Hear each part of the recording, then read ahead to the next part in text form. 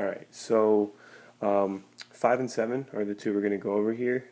So determine if the lengths form a right, acute, or obtuse triangle. Now, you have to make sure that they make a triangle to begin with, because not every side length would make a triangle. So that's actually what happens in number 5. With side lengths 10, 14, and 24, alright, imagine that this is drawn to scale. So this side's 24, and this side is 10, and this side is 14. Now, since 24 is equal to 10 plus 14, imagine like rotating that side like up and down, and rotating this side that's 14 up and down.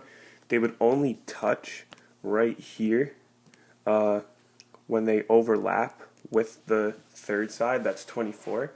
So in order to make a triangle, the two sides of one triangle, any two sides of a triangle must add up to be more than the third side, or else they won't reach and won't make a triangle.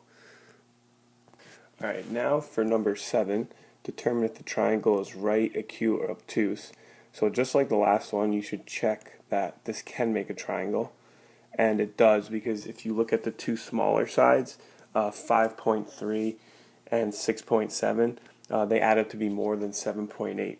So now, to see if it's a right triangle, alright, if it's a right triangle, then a squared plus b squared. But imagine that this side here magically gets bigger. So now, alright, if c squared is bigger than a squared plus b squared, then it's going to be obtuse. And here we have a right triangle because a squared plus b squared is equal to c squared. Now let's say that we take this right triangle and c gets smaller. So now c squared is less than a squared plus b squared.